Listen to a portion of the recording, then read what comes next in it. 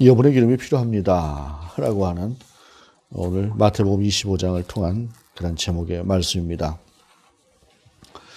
요즘은 잘 쓰지 않는 말이지만 전에는 부록이다, 지천명이다, 이순이다, 또 종심이다 이런 말을 썼어요. 부록이다라고 하는 말은 나이 40이 되고 나면 이것저것에 흔들리지 않고 자기 중심을 가지고 나아갈 수 있을 만큼 이제 그렇게 인격적으로 성장을 한다라고 하는 말이고, 그 다음에 지천명이라고 하는 것은 이제 과하지도 않고 더하지도 않고 모자라지도 않게 그래도 이제 세상 가운데서 자기 자신의 위치를 알고 세상의 이치를 알면서 그렇게 나아갈 수 있는 그러한 나이가 된다라고 하는 것이고, 이순이다라고 하는 것은 이제 모든 것을 세상의 모든 이치를 이제 통달해서 알아듣는다라고 하는 말이기도 하지만 귀가 순해져서 이제 다소 좀 격한 말들, 거북한 말들이 들린다고 할지라도 그런 말들을 듣고 소화해낼 수 있을 만한 그러한 인격이 된다라고 하는 말이고, 이제 종심이다라고 하는 것은 이제 인격이 어느 정도 완성이 되어서 내가 하고 싶은 대로 그냥 내 마음속에 생각나는 대로 해도 그것이 더하거나 덜함이 없이 이치에 어긋남이 없이 그렇게 살아갈 수 있는 인격체가 된다라고 하는 것입니다. 그래서 그 뒤로도 여러 가지 말들이 있어요.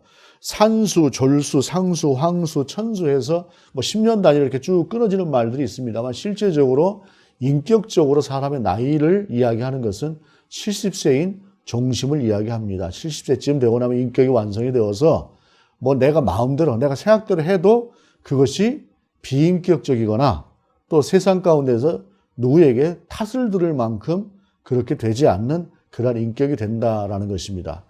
이러한 이야기들을 이제 가만히 모습들을 보게 되면은 사람이 나이가 들면서 어느 정도 여유를 갖게 된다라고 하는 그러한 의미로도 이제 이 말씀을 해석을 할 수가 있어요.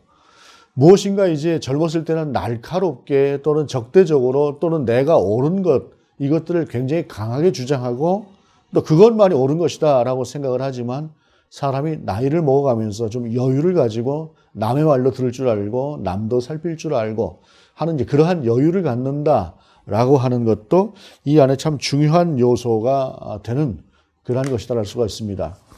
우리가 모든 것을 보면은 시각에도 우리의 시야에도 우리의 마음에도 이러한 여유가 필요하고 또한 사물을 보는 것에 있어서도 좀 이러한 여유가 필요하다라고 할 수가 있습니다. 모든 것을 조급하게 보게 되면 조급함으로 말미암아 내가 치이는 경우가 참 많아요. 그러한 경우에 내가 조급한 마음이 아니라 좀 더 여유를 가지고 새 사물을 보다 보면 모든 것이 좀 다소 좀 늦기도 하고 때로는 좀 이루어질 것 같았던 것들이 이루어지지 않는다고 할지라도 내가 크게 흔들리지 않고 나갈 수 있는 그러한 여유다라는 것입니다. 여분의 기름이 필요하다라고 하는 것은 바로 그러한 여유와 함께 우리가 하나님을 향해서 서자라고 하는 그러한 의미로 오늘 제목을 삼았습니다.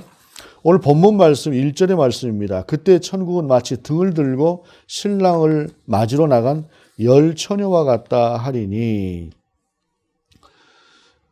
제가 이제 한두 번 말씀을 드린 것 같습니다만은 제가 중고등부를 다니던 교회에서는 이제 성탄절 전야가 되게 되면 이제 행사를 이것저것 하지요. 성극도 하고 이런저런 행사를 하다가 그 다음에 이제 나름대로 그때 당시 하이라이트가 있어요. 그것은 뭐냐면 그 모든 행사가 끝나게 되면은 9시, 10시 넘어서 어느 한 집에 모입니다. 어느 한 집에 모여서 그날 저녁을 우리가 마음껏 노는 거예요. 마음껏 그 속에서. 사실상 외박이라고 하는 것이라거나 하는 것들이 허락이 되지 않았던 세상입니다. 1970년대의 모습이니까. 그러한 때 그날만큼은 공식적으로 허락을 받고 나가서 함께 선후배들하고 같이 함께 지낼 수 있는 그러한 시간을 갖는 것인데, 그때에서는 교회 다니는 권사님들이고 하니까 친구 어머니들, 선배 어머님들이 교회 다니는 다 권사님들이 하다 보니까 아예 집을 한 칸 내어주기도 하고 마음대로 써라 하고 그 집을 내어주기도 하세요. 그러면 거기서 모여서 때로는 그 좁은 공간 속에서 그냥 어깨도 이렇게 닿지요. 그 속에서 뭐가 재밌다고 그렇게 어울리고 놀았는지 모르겠는데, 특별히 이때에 이 모이는 것이 중학교 3학년부터 모일 수가 있어요. 중학교 1학년, 2학년은 거기에 들어오질 못합니다. 중학교 3학년부터 고등학교 3학년까지. 고3쯤 되고 나면 또 이제 고3은 또 주로 청년이 될 사람들이라고 해서 청년부 쪽으로 넘어가요. 그래서 중3, 고1, 고2 이렇게 세 학년이 모여서 노는데 처음에 그 모임에 이제 들어갈 수 있는 중학교 3학년이 되고 나면 그 모임에 대한 기대와 설렘이 참 큽니다. 아유, 드디어 내가 이제 그 모임에 나갈 수가 있구나 라고 하면서 그 모임에 나가서 오늘 참 재미있게 놀아야지 하는 그런 설렘을 가지고 그 시간을 기다려요. 오늘 본문 속에 나오는 열 처녀는 그때 당시 저희가 가졌던 그러한 설렘보다 훨씬 더 큰 설렘을 가질 수밖에 없는 사람들입니다. 무엇이냐면 결혼식의 들러리로 특별하게 10사람을 뽑은 거예요.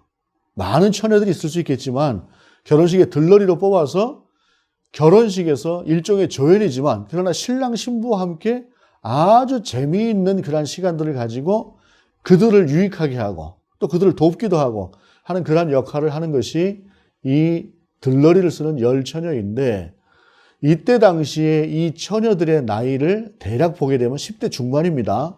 10대 중반쯤 되는 이 처녀들이 조금 전에 제가 말씀드린 것처럼 밖에 나가서 쉽게 외출을 밤 늦게까지 한다거나 또는 뭐 밤을 새워서 어울린다거나 하는 것들이 불가능했던 그러한 시기에 들러리가 된다라고 하는 것은 그날만큼은 마음껏 신랑 신부와 더불어서 즐길 수 있는 자격이 주어진다고 하는 것이에요. 그리고 특별히 여기에는 처음 들러리를 쓰게 되는 그러한 처녀들도 꽤 있었을 것입니다. 오늘날로 보면 애들이죠. 한 14살 된 그런 아이들인데 아마도 얼마나 기대되는 마음으로 이 들러리가 되는 것을 기다렸을지 몰라요. 혼인잔치라고 하는 것은 예로부터 가장 큰 잔치입니다. 특별히 고대에 있어서는 가장 큰 잔치지요. 오늘날이야 뭐 먹을 것이 지천으로 널려있는 그러한 세상이지만 고대에는 잔치 때나 실컷 먹을 수가 있어요. 잔치 때나 먹어보고 싶었던 정말로 그동안 좋아했던 그런 음식들을 잔치 때 실컷 먹을 수 있고 실컷 또 놀 수도 있고 한 그런 시간을 이제 공식적으로 허락을 받게 되는 이 10처녀들, 이 아이들 같은 경우에 특별히 처음 이렇게 들러리가 된 아이들 같은 경우에는 얼마나 설레는 마음으로 그 혼인 예식을 기다렸을까 하는 생각이 듭니다. 정말로 떨리는 마음으로 설레는 마음으로 이 시간을 기다렸을 것입니다. 그런데 이들이 이제 등불을 준비했다고 이야기를 하죠. 등불을 준비하는 것이 신랑이 같은 동네 사람인 경우도 있겠지만 먼 동네에서 오는 경우들이 많아요. 먼 동네에서 오는 경우에는 그 길을 오는 동안에 저녁 무렵쯤에서 도착하는 경우들이 있기 때문에 이제 신랑이 오게 되면 그 신랑을 들러리들이 다 이렇게 에워싸고 함께 해서 혼인잔치에 들어가서 그때부터 이제 잔치가 본격적으로 이제 시작이 되는 거예요. 이거는 이제 예비입니다. 신랑이 와서 혼인잔치를 하기 전까지 이제 등을 들고 신랑이 늦게 혹시 오게 되면 등불이 필요하니까 그렇게 준비를 하고 기다리는 것인데 오늘 본문이 2절부터 4절까지 이렇게 말씀하고 있어요. 그 중에 5은 미련하고 5은 슬기 있는 자라. 미련한 자들은 등을 가지되 기름을 가지지 아니하고 슬기 있는 자들은 그릇에 기름을 담아 등과 함께 가져갔더니 라고 말씀하고 있어요. 자, 여기서 이야기하는 슬기 있는 자들과 미련한 자들의 차이는 등을 가지되 기름을 준비했느냐 준비하지 않았느냐 이 차이를 가지고 이야기를 하는 것이에요. 그런데 본문을 보게 되면 혹시라도 뭐 등은 가졌는데 등 안에 뭐 기름 자체를 아예 안 가지고 갔다 이렇게 오해할 수도 있으나 그것은 아니에요. 슬기 있는 자들은 등에 있는 기름뿐만이 아니라 여분의 기름을 준비했다는 것이에요. 혹시라도 늦어질 때에 이 기름 가지고 안 될 수가 있잖아요. 그러니까 이 사람들은 기름을 준비했고 미련한 처녀들은 이거 하나 가지면 되겠지 라고 생각을 하고 그냥 나갔는데 그것이 슬기와 미련의 차이가 되어버렸다라고 하는 사실입니다. 그런데 이들이 한쪽이 슬기 있고 한쪽이 미련한 사람이 되었다라고 하는 것을 분명하게 보여주는 것이 어떤 것이냐면 그 다음에 일어나는 일이에요. 5절에 보게 되면 신랑이 더디어 오므로 다 졸며 잘새 밤중에 소리가 나되 보라 신랑이로다 맞이로 나오라 하며 이에 그 처녀들이 다 일어나 등을 준비할세 미련한 자들이 슬기 있는 자들에게 이르되 우리 등불이 꺼져가니 너희 이름을 좀 나눠달라 하거늘. 혼인잔치가 원래 밤에 시작이 돼요. 원래 밤에 시작되는 데다가 신랑이 또 늦은 거예요. 그러니까 이 사람들이 이 10처녀들이 다들 이제 꾸벅꾸벅 졸은 거지요. 졸았다고 하는 것은 시간이 꽤 많이 지났다고 하는 것을 이 속에서 암시하는 것이에요. 그러니까 보통 오는 시간보다 상당히 많이 늦어진 것이죠. 그러다 보니 어떻게 했어요? 등을 켜고 준비를 하다가 이 등의 기름이라고 하는 것이 부족한 상황이 오게 되었다라고 하는 것이에요. 거기서 어떻게 됩니까? 여분의 기름을 가지고 왔던 처녀들은 그 여분의 기름을 등에 넣어서 끄떡없지요. 뭐 더 시간이 가도 상관이 없게 되는데 문제는 달랑 등만 가지고 온 친구들이에요. 급해진 거예요. 아, 신랑이 보통 때 이만큼 온다고 하던데 그 신랑이 늦게 오다 보니까 그만 등이 꺼져가기 시작을 한 것이죠. 그때 뭐라고 합니까? 야, 등에 기름이 적어. 우리가 지금 꺼져가. 하니까 지금 기름 좀 나눠줘. 라고 이야기를 하는 것이에요. 실제로 준비했던 상황이라고 하는 것이 필요가 없이 지날 수도 있으나 오늘 본문은 그 필요가 있는 상태가 되어버렸다라고 하는 것을 이야기하는 것입니다. 그런데 9절에 보게 되면 이렇게 이야기를 합니다. 슬기는 자들이 대답하여 이르되 우리와 너희가 쓰기에 다 부족할까 하노니 차라리 파는 자들에게 가서 너희 쓸 것을 사라 하니. 같이 쓸 수 있을 수도 있어요. 그러나 같이 쓰다가 전부 꺼져버릴 수도 있어요. 그러면 어떻게 됩니까? 정작 신랑이 왔을 때 등을 켠다라고 하는 것은 가장 중요한 들러리의 어떤 의무이기도 해요. 그런데 다 꺼져버린 상태에서 신랑을 어떻게 맞이합니까? 그럴 수 없는 것이에요. 그러니까 그럴 수도 있으니까 그럴 바엔 차라리 빨리 가서 기름을 사와라.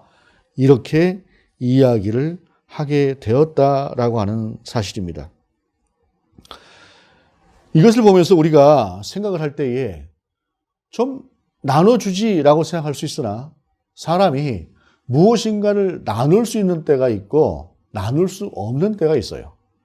예를 들어서 그저 정말 우리가 배가 고픈 상태에서 빵이 한 조각밖에 없지만은 그러나 그럴 때에는 내 배만 채울 것이 아니라 같이 그것을 내놔서 서로 만족하지는 못하다고 할지라도 당장 힘든 상황은 벗어날 수 있는 그런 상황으로 서로 빵을 나눌 수도 있긴 있어요.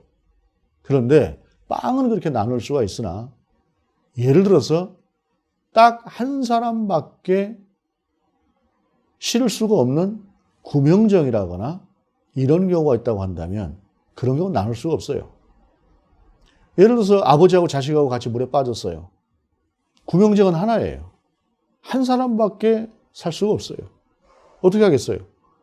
그냥 그래도 더 오래 살아야 되는 자식놈한테 주고 할 수 없어요. 그럴 때는 그냥 애비가 희생하는 수밖에 이렇게 하는 거예요.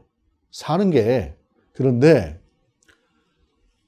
이 오늘 본문 속에 보게 되면 이 기름이라고 하는 것은 나눴을 때는 어떻게 해볼 수가 없는 그러한 상황이 될 수도 있는 것이죠. 나눌 수가 없는 것이에요. 그러니까 너희가 가서 기름을 사라 라고 이야기를 했다라고 하는 사실입니다. 근데 문제는 10절에 그들이 사러 간 사이에 신랑이 오므로 준비하였던 자들은 함께 혼인잔치에 들어가고 문은 닫힌지라 라고 하는 것이에요. 자, 고대 세계에 있어서 성의 문이 있습니다. 한 성, 한 마을로 들어가기 위해서는 그 마을의 문이라고 하는 것이, 성의 문이라고 하는 것이 있는데 그 성의 문이라고 하는 것은 저녁이 되고 나면 닫아요. 왜? 외부로부터 치안도 있고 특별히 전쟁이라거나 이런 경우라고 하는 것에 같은 경우에는 특별히 안전을 위해서 문을 닫습니다. 치안을 위해서도.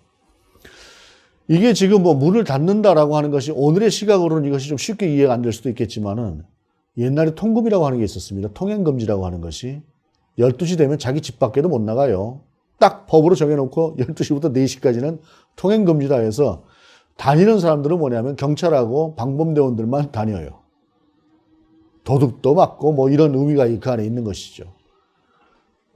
문을 딱 닫아버리고 나면은 그 뒤로는 못 들어오는 것입니다. 그런데 아마도 이때 문은 신랑이 온다고 하니까 조금 늦게까지 열어놨을 수 있어요. 근데 신랑이 오는 것을 위해서 늦게까지 열어놓는 것이지 항상 늦게까지 열어놓는 것은 아니란 말이에요.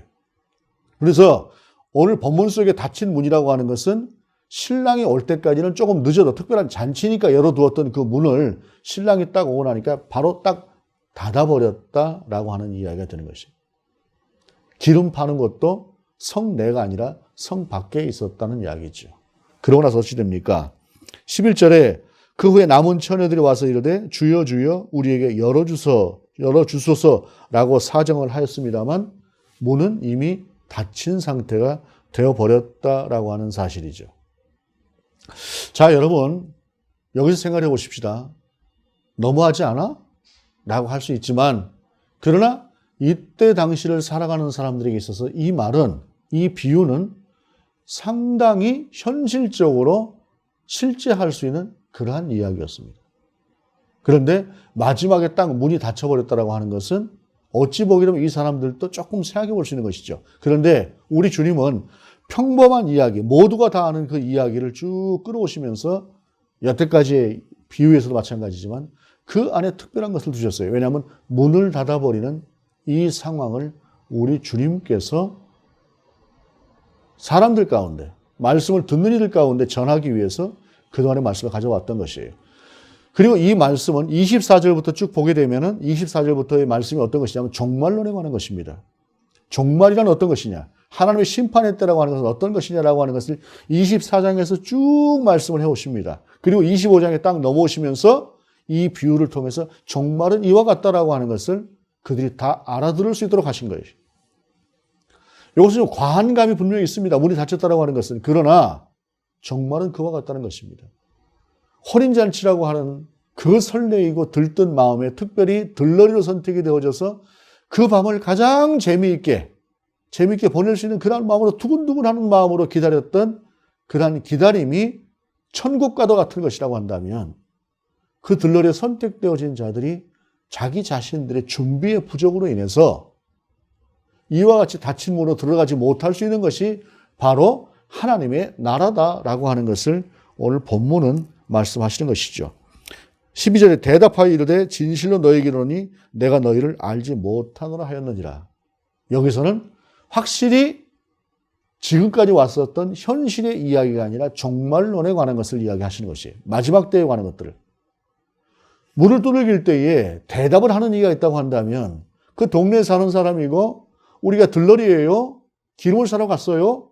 하고 열어줄 것이에요. 그러나 열어주지 않는 상황이 온다라고 하는 것이죠. 그것은 바로 무엇이냐? 24장으로부터 쭉 이어진 그 맥락 속에서 천국과 마지막에 종말의 때는 그와 같다라고 하는 것을 말씀하시는 것이죠. 우리가 세상을 살아가면서 우리의 계획대로 되는 경우보다는 우리의 계획대로 되지 않는 경우들이 참 많습니다. 특별히 기다림이라고 하는 것은 한 달쯤 기다리면 될 줄 알았더니 그것이 1년이 되는 경우가 있고 2년이 되는 경우가 있고 그거보다 더 넘어가는 경우들이 우리 속에서는 흔히 있습니다. 그 시간들이 더 지나도 되지 않는 그러한 모습들도 분명히 있습니다. 그런 속에서 우리에게 필요한 것은 여분의 기름을 갖는 것이죠. 그리고 이러한 비유를 통해서 말씀하신 주님께서는 그 다음에 이와 같이 말씀하십니다. 이것은 이 비유하고는 다르게 이 비유를 전체적으로 압축해서 말씀하시는 것이 이 말씀을 하시기 위한 것이에요. 그런데 깨어있으라 너희는 그날과 그때를 알지 못하느니라 라고 말씀하시는 것입니다. 깨어있으라라고 하는 것은 무엇일까요? 잠을 적게 자라거나 그러한 말이 결코 아닙니다. 깨어있으라라고 하는 것은 바로 오늘 본문 속에서 이야기하는 것처럼 혹시 늦어질지라도 그 늦음에 대비할 수 있는 여분의 기름을 가지라고 하는 말입니다. 여분의 기름이라고 하는 것은 무엇일까요? 절대적으로 하나님을 신뢰하는 믿음입니다. 설사 내 상황이 내가 생각했던 것, 내가 바랐던 것, 이렇게 될 것이라고 생각했던 그러한 것들이 아닌 상황이 온다고 할지라도 하나님은 분명히 선하신 계획이 있다고 하는 사실을 내가 놓지 않고 하나님을 바라보는 그 바라봄, 그 믿음, 그것이 바로 여분의 기름이라고 하는 사실이죠. 또한 본문 속에서 깨어있으라고 하는 것은 어떤 의미입니까? 깨어있다라고 하는 것은 세상을 보는 우리의 시각이 닫혀있는 상태에서 생각이 없이 살아가는 것이 아니라 생각을 가지고 살아가라고 하는 그러한 말씀을 하시는 것이에요. 한동안 깨어있는 시민이라고 하는 말을 참 많이 사용했었습니다. 깨어있는 시민이라고 하는 것이 무엇입니까? 그냥 누가 시키면 시키는 대로 살아가는 것이 아니고 남들이 다 옳다고 생각하면 그냥 그대로 옳다고 따라가는 것이 아니라 생각을 가지고 이것이 옳은가 그른가라고 하는 것을 판단할 줄 아는, 그리고 판단만 할 줄 아는 것이 아니라 그 판단 속에서 내가 이 세상을 위해서 내가 필요한 것이 어떤 것인가, 나는 어떤 행동을 할 수 있는 것인가 라고 하는 것까지 나아갈 수 있는 그러한 의식을 가진 사람을 깨어있는 시민이다라고 이야기를 합니다. 그런데 요즘 보게 되면 깨어있는 시민이 된다라고 하는 것이 과연 어떤 것일까라고 하는 것에 대해서 우리가 다시 한번 생각해 볼 필요가 있는 것 같습니다. 그것은 무엇이냐면, 깨어있는 시민이라고 하는 것을 사람들이 상당히 오해하는 면이 있는 것 같습니다. 그것은 무엇은 자기 자신의 진영과 자기 자신이 알고 있는 옳다고 생각하는 그 한계 속에서 무엇인가를 판단하고 정의하려고 하는 그러한 것들이죠. 물론 내가 생각하는 것, 내가 가진 가치관, 내가 가진 철학이라고 하는 것이 온전히 맞을 수도 있습니다. 그러나 그것이 틀릴 수도 있다라고 하는 것을 인정하는 것이 사실은 깨어있는 시민입니다. 나도 틀릴 수 있다라고 하는 것, 그것을 돌아볼 줄 아는 것이 깨어있는 시민입니다. 본문 속에서 깨어있다라고 하는 것은, 깨어있으라고 하는 것은 그와 같습니다.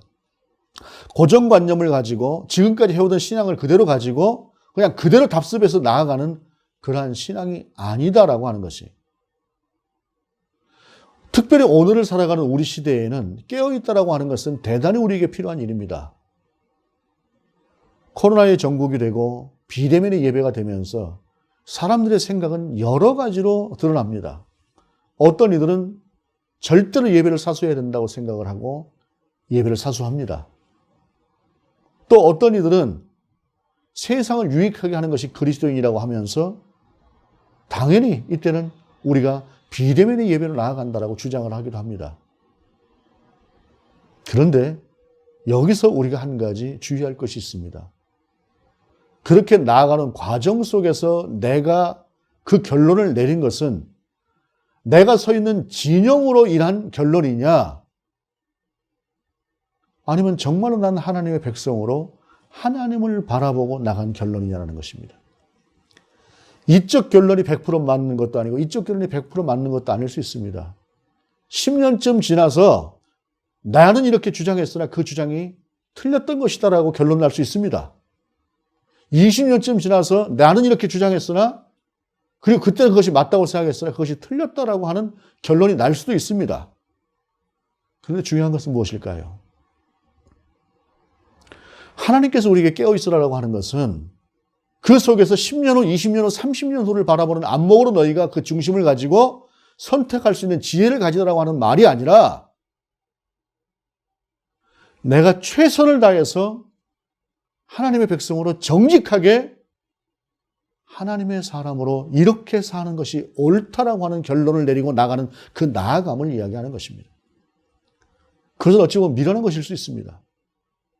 저는 분명히 비대면의 예배가 이 시대의 옳은 그리스도인의 생각이라고, 결론이라고 생각을 합니다. 그러나 저는 결코 정말로 하나님을 향해서 우리가 살아있는 예배를 드리고 대면의 예배를 드려야 된다고 하는 분들의 말을 틀렸다라고 이야기하고 싶지 않습니다.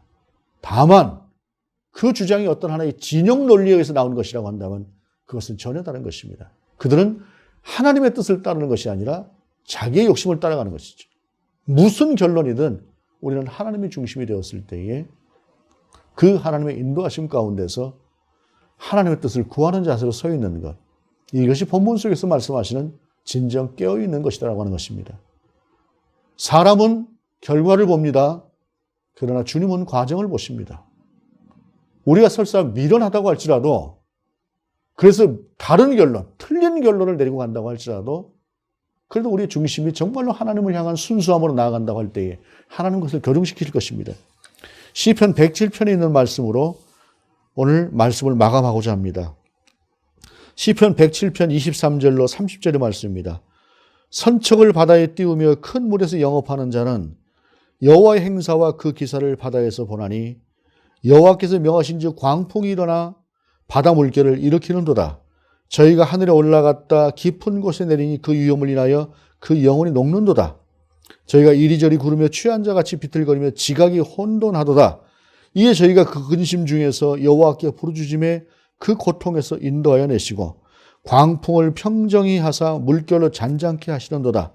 저희가 평온함을 인하여 기뻐하는 중에 여호와께서 저희를 소원의 항구로 인도하시는도다.